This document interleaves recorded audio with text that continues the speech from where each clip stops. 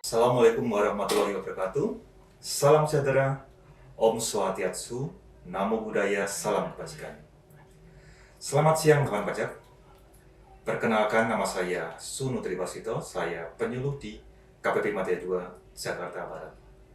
Di sebelah kiri saya adalah Mas Wahyu. Mari silakan perkenalkan Mas Wahyu. Baik, kawan pajak, selamat siang. Nama saya Wahyu Cahyono. Saya asisten penyuluh pajak KPP Madya 2, Jakarta Barat. Siap. Gimana kabarnya Mas Wahyu? Baik? Sehat? Alhamdulillah sehat. Oke. Sehat Mas Udo. Semoga kawan pajak juga dalam kondisi yang baik dan sehat juga ya. Pada siang hari ini kita akan membawakan podcast yang mengambil tema tentang PPh pasal 21 yang melalui e-Bupot. Tujuannya apa? Tujuannya adalah untuk memberikan wajib pajak itu istilahnya pengetahuan atau pemahaman tentang kondisi di lapangan, tentang permasalahan-permasalahan di lapangan yang berkaitan dengan e-Bupot pasal 21. Berikut kami rangkum permasalahan yang sering ditanyakan oleh kawan pajak di KPP Madya 2 Jakarta Barat. Siapa Mas Wahyu? Silakan Mas Udo. Untuk pertanyaan pertama yang sering ditanyakan kawan pajak, apa sih alasannya diterapkan tarif TER ini?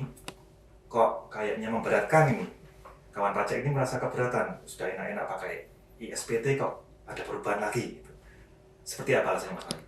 Baik, kawan pajak, sebenarnya penerapan tarif efektif rata-rata ini justru bertujuan untuk mempermudah atau simplifikasi.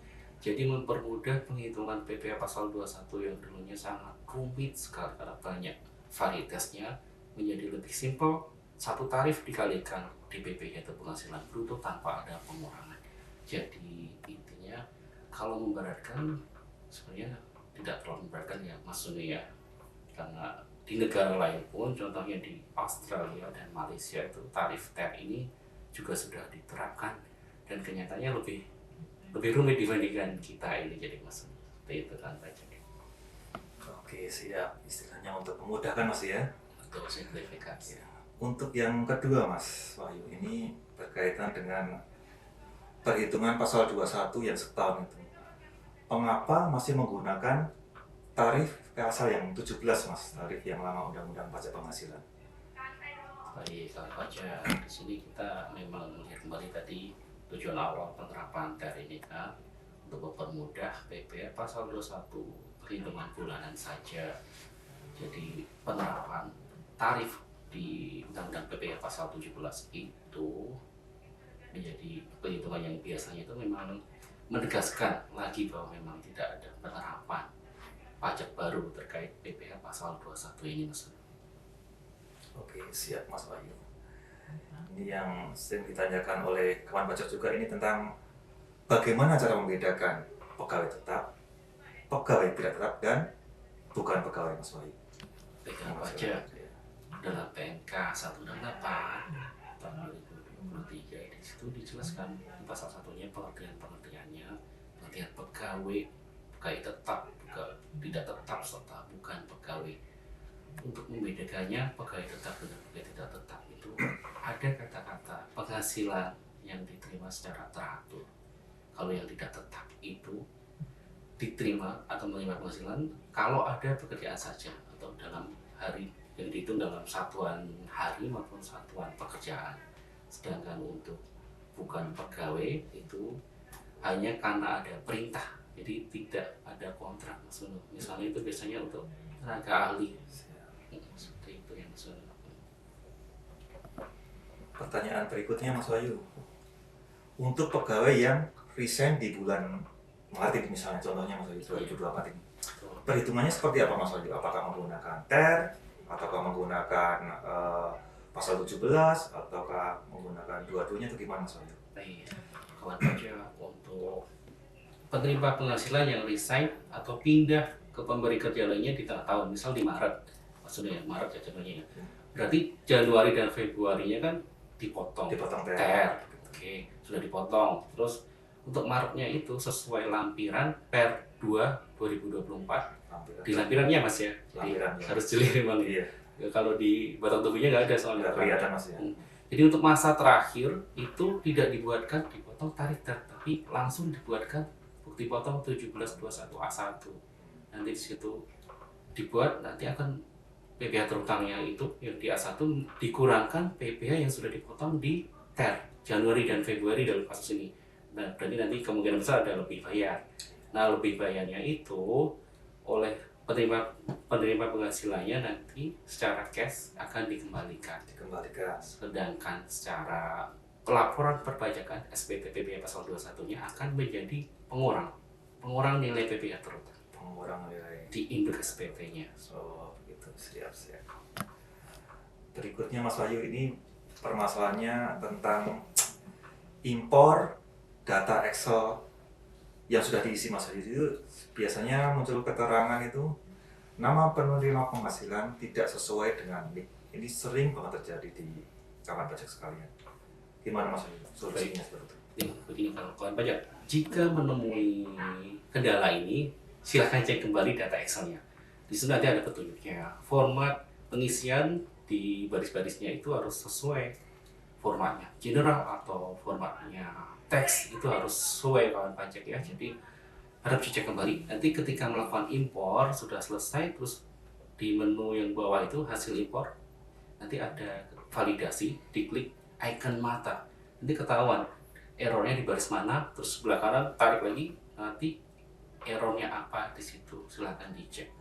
Misalnya ini yang dijelaskan Mas Nunu, nama penerima misalnya tidak sesuai dengan NIK. Nah, ini berarti harus dicek lagi datanya sesuai dukcapil, sesuai KK dan KTP-nya apakah sama, nama lengkap serta NIK 16 digitnya, seperti itu Mas Nunu. Berarti dari pihak ketiga istilahnya Mas Wahyu ya, dari luar KJP-nya ya. Oke, siap Mas Wahyu.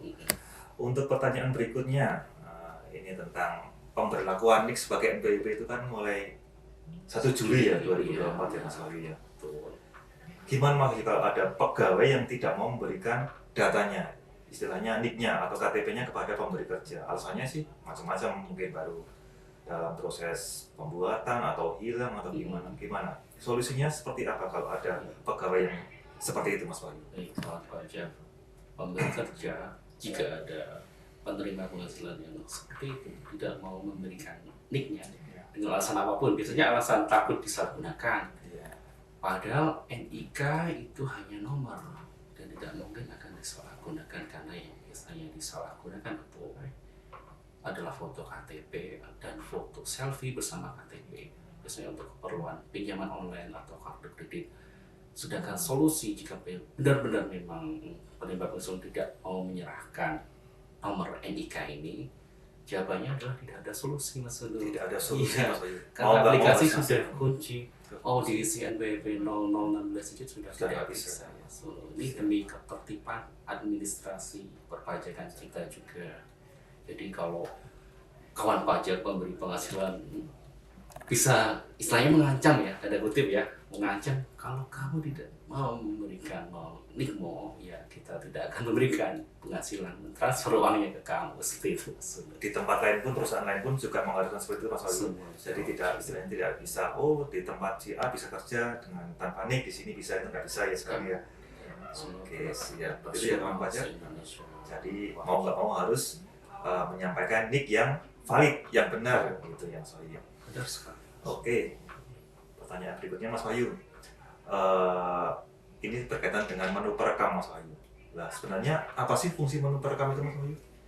Baik kawan pajak, menu perekam pada aplikasi baru PPh21 ini diaplikasikan dalam rangka menampung aspirasi masukan semua kawan pajak untuk kerahasiaan, menjaga kerahasiaan data pemotongan gaji dan PPh21.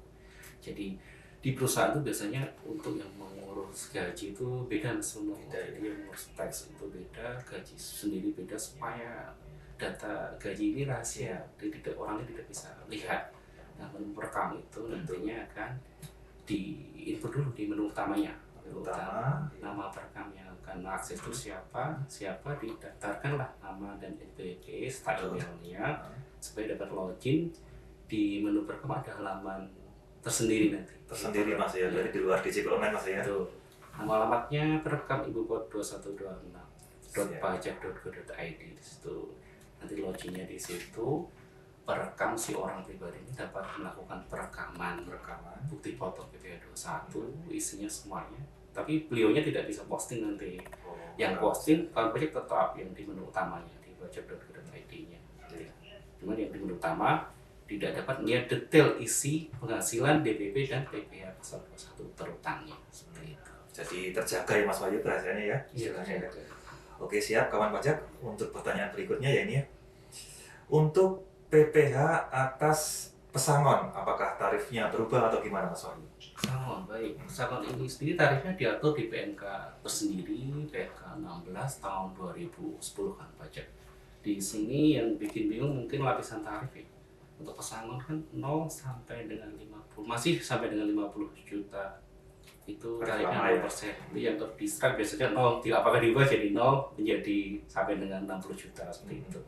Dan tidak tetap 0 sampai 50 juta khusus untuk pesangon ini, dan tetap menggunakan KJS 401 PPh pasal 21 final ya. Siap. Untuk pertanyaan berikutnya, untuk pegawai tidak tetap dan pegawai tetap dengan nilai PPh terutang kosong ya, berarti tidak ada yang terutang ya. Itu apakah tetap dibikinkan bukti potong? Soalnya kan yang lama nggak perlu dibikin bukti potong ya. Istilahnya kalau banyak banget kan cukup kayak di gabungan atau gabungan jadi satu itu. Untuk yang sekarang seperti apa Mas Wahyu? Untuk yang sekarang memang dilihat dari segi pemberi kerja pasti memberatkan pajak ya. Hanya saja memang ini kewajibannya sesuai PMK 168 bahwa berapapun penghasilan dan PP yang dipotong tetap wajib dibuatkan bukti potong, terutama yang TER itu. Dan ini sebenarnya sebagai pemberi rasa keadilan, pastian hukum bagi si penerima penghasilan supaya tahu kalau mereka itu sebenarnya dapat penghasilan berapa sih, dipotong pajak atau tidak sih, seperti itu maksudnya. Oke, untuk pertanyaan berikutnya Mas Wahyu tentang penerapan kenaikan tarif pasal 21 ya. Sebagaimana kita ketahui bahwa kalau tidak mempunyai NPWP kan ada kenaikan 20% ya pasal 21 ya. Itu gimana? Apakah masih berlaku atau gimana dengan penerapan tarif dari Mas? Baik. Tarif lebih tinggi 20% kawan pajak yang biasanya ada di aplikasi lama ISPT PP pasal 21 ini, di aplikasi yang baru ibupod PP pasal 21 sudah dihilangkan. Alasannya apa? Karena sudah ada juga sebenarnya Peng dari kantor pusat yang intinya menjelaskan bahwa NIK itu sudah diterapkan sebagai NPWP, jadi sudah tidak ada lagi dianggapnya NPWP 000. Jadi untuk penerapan 20% lebih tinggi sudah dihapuskan. Seperti itu Mas Muni. Itu ya, dihapuskan ya. NIK sudah dianggap sebagai NPWP. Oke, siap. Ini pertanyaan dari kawan pajak lagi ya ini ya. Untuk pemberian bukti potong penerima penghasilan bukan pegawai dan peserta kegiatan yang menerima penghasilan lebih dari sekali dalam sebulan, itu seperti apa Mas Wahyu? Ini kalau bukan pegawai ya, kalau bukan pegawai itu menurut keterangan dari kantor pusat kami kan pajak itu sifatnya opsional, bisa diterapkan per masa alias 3 bulan ataupun pada saat terutang saat mendapatkan penghasilan. Jika itu sifatnya bukan pegawai atau tenaga ahli, betul. Kalau untuk pegawai tetap maupun tidak tetap harus digabung dalam satu masa pajak. Ketentuannya seperti itu Mas. Ya. Yang berikutnya ini juga ada pertanyaan dari kawan pajak ini tentang bagaimana lebih baik untuk pemberi kerja yang menggunakan metode course up Mas Wahyu? Course up. Jadi course up sendiri kan artinya menaikkan DPP plus pajak PPh pasal 21 ditanggung ya, berarti untuk lebih bayarnya sendiri sih sebenarnya sudah menjadi hak si pemberi penghasilan, pemberi kerja. Untuk dari sisi penerima penghasilan sendiri kan pajaknya sudah tidak ada hak lagi memperoleh lebih bayarnya itu, karena pajaknya sendiri pun sudah ditanggung istilahnya ya, dimasukkan sebagai DPP, komponen dari penghasilan bruto Mas Ulu. Oke, Mas Wahyu sudah jelas ya, kawan pajak ya. Sudah bersih ya itu ya penghasilannya. Untuk yang berikutnya tentang penggunaan metode akumulasi ya, kalau yang kemarin-kemarin kan ada sebelum 2024 itu ya, metode akumulasi penghasilan bruto untuk bukan pegawai dan tenaga ahli. Itu apakah masih digunakan Mas Wahyu metode akumulasi tersebut? Metode itu ya Mas Ulu berarti berkesinambungan dengan tidak menghargai berdasarkan PMK 168 juga. Kedua metode ini dihapus Mas Ulu. Jadi untuk bukan pegawai dan tenaga ahli atau yang lainnya MLM istilahnya dulu, sekarang ada istilah baru ya. Itu sudah tidak menggunakan lagi. Dua metode itu jadi digabung jadi satu metode aja tanpa menghitung akumulasi penghasilan bruto bulan-bulan sebelumnya. Jadi ini sangat mempermudah dari sisi pemberi kerja maupun dari segi fiskus Mas Ulu. Siap Mas Wahyu. Termasuk ini juga ini Mas Ulu. Ini nantinya jadi kewajiban si penerima penghasilan sendiri yang memperhitungkan pajaknya ini di aspek tahunannya gitu. Seperti itu. Siap Mas Wahyu. Ini pertanyaan sebenarnya terakhir ya. Cuma nanti kalau memang ada pertanyaan tambahan dari kawan pajak nanti mungkin bisa kita buka podcast yang selanjutnya Mas Wahyu ya. Baik, siap. Ini berkaitan dengan pemilu atau pileg Mas. Pilkada juga ya. Pilkada 2024 ya. Untuk petugas KPPS termasuk kategori pegawai, apakah untuk memotongkan pasal 21-nya seperti apa Mas? Baik, kalau yang Ada juga yang seperti ini soalnya. yang saya ikuti sosialisasi dari kantor pusat kami untuk petugas KPPS ini memang sedang dalam tahap apa ya istilahnya dikomunikasikan dengan KPU tentang ada nggak sih sebenarnya kontraknya. Kalau ada kontraknya bisa dimasukkan ke pegawai tetap. Tapi kalau tidak ada, yang paling mendekati adalah bukan pegawai sebagai peserta kegiatan masuknya di situ. Lebih paling mendekati sesuai pengertian penerima penghasilannya Mas. Gitu Mas Wahyu. Oke, begitu kawan pajak yang bisa saya dan Mas Wahyu sampaikan. Ada sedikit tambahan kawan pajak tentang DJP kedepannya seperti apa. Jadi untuk Juli nanti per Juli 2024 DJP itu istilahnya akan melakukan reformasi di bidang Cortex, jadi sistem inti perpajakan. Kelebihannya apa di sistem Cortex itu kawan pajak? Jadi nanti di Cortex akan memberikan kemudahan istilahnya bagi wajib pajak ya. Di situ ada beberapa proses bisnis yang berubah kawan pajak. Ada di proses bisnis, contohnya di proses pendaftaran. Kalau sekarang Mas Wahyu, kalau pendaftaran itu harus ke KPP ya. Tuh. Kalau besok di Cortex untuk pendaftaran itu bisa di KPP manapun. Kalau dulu kan di KPP terdaftar sesuai KPP mungkin ya. Borderless ya Mas. Borderless betul. Terus ada juga nanti perubahannya di pengukuhan PKP. Kalau dulu kan pengukuhan PKP itu harus mengajukan dulu ya, dikukuhkan dulu, baru nanti aktivasi akun PKP. Waktunya kan 10 hari kerja itu. Kalau besok itu ya lebih mudah istilahnya, begitu PKP sudah dikukuhkan bisa langsung aktivasi untuk pembuatan faktur pajak. Itu Mas Wahyu. Jadi langsung ya Mas. Karena karena kita menyinggung faktur pajak, besok faktur pajak itu ada perubahan juga Mas Wahyu. Kalau sekarang menggunakan aplikasi e-faktur, di stop dan nanti diupload di web e-faktur. Kalau besok itu karena semua sudah terintegrasi, nanti satu web, ya. Jadi istilahnya karena satu web, maka datanya itu disimpan di server DJP. Jadi tidak ada istilahnya nanti data saya hilang Pak, ya permintaan data ke KPP. Itu nanti istilahnya data hilang ya nggak mungkin hilang karena ada di server DJP yang di backup oleh DJP sendiri. Itu ya untuk PKP Mas Wahyu. Kemudian ada juga di proses bisnis pembayaran. Kalau sekarang ya Mas Wahyu, sampai dengan sekarang itu kalau membuat billing itu kan satu-satunya Mas ya. Besok untuk kedepannya itu bisa istilahnya multi akun ya, bisa banyak kode jenis dalam satu kode billing. Itu dalam proses bisnis pembayaran. Kemudian juga diperkenalkan deposit pajak Mas Wahyu. Jadi istilahnya kalau sekarang kan kalau bayar dulu ya PPN, nanti kalau keliru dipindah-pindah ya.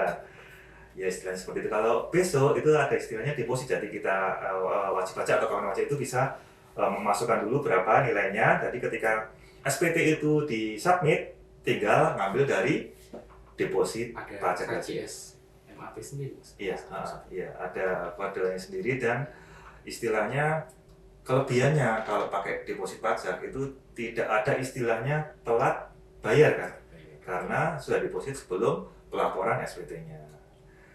Kemudian ada juga di permohonan pengembalian kelebihan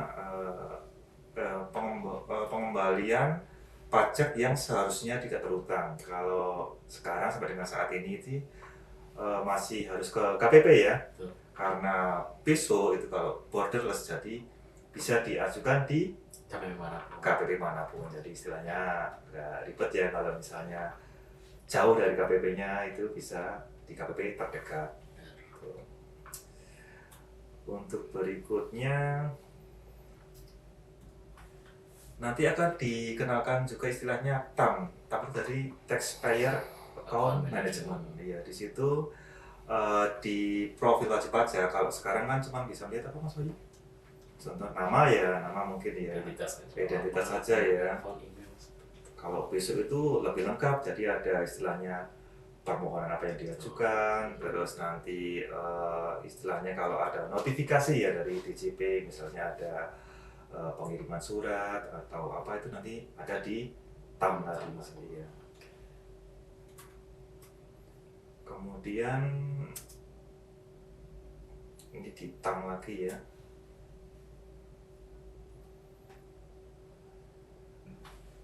Nah, yang sekarang itu kan kalau wajib pajak mengajukan itu kan permohonan itu kan riwayatnya nggak ada itu. Jadi dia bisa lupa tuh Mas Wahyu. Dia contohnya bisa pengajuan PPK, pernah ngajukan, ganti pegawai, diajukan lagi PPK yang sama. Akhirnya double. Kalau PPK sudah ada, maksudnya permohonan jenis lain selain PPK ini. Kalau PPK soalnya terkunci ya. Cuman bisa juga itu saldonya itu kalau masih ada, masih bisa diajukan juga. Tapi kalau besok sudah istilahnya di Cortex, PPK pun kan nggak bisa sembarangan langsung lihat. Karena ketika bikin billing itu langsung di SPT-nya. Kalau sekarang kan tersendiri ya, SPT selesai, kita bikin billing, dan itu bisa keliru juga biasanya. Contohnya, pasal 23 paling sering Mas Wahyu ya. Kode 104 dan 100 antara sewa dan jasa itu kedepannya harusnya tidak terjadi. Oke, begitu kawan pajak, sekelumit tentang CITAS kedepannya seperti apa nanti akan ada sesi tersendiri Mas Wahyu ya di podcast selanjutnya. Oke, ada tambahan Mas Wahyu? Tambahan dari saya, mungkin ini Bapak Ibu ya, bagi kawan pajak, wajib pajak orang pribadi terutama, silakan misalnya bagi yang belum melakukan pemadanan NIK RPP, silakan dilakukan pemadanan, masuk ke login akun DJP online Anda atau pajak.go.id, kemudian di menu profil, di situ nanti diinput data-data NIK serta diklik valid, nanti akan ketahuan validasinya di situ, termasuk identitas keluarga Anda. Itu saja Mas Wahyu, sampai dari saya. Iya. Karena menurut berita pemadanan NPWP baru 80% Mas. Masih ada 20% pemilik NPWP di Indonesia ini yang belum melakukan pemadanan NPWP. Oke, begitu kawan pajak, sekian dari kita berdua, semoga bermanfaat bagi kawan pajak sekalian. Kurang lebihnya kami mohon maaf. Wassalamualaikum warahmatullahi wabarakatuh. Selamat siang.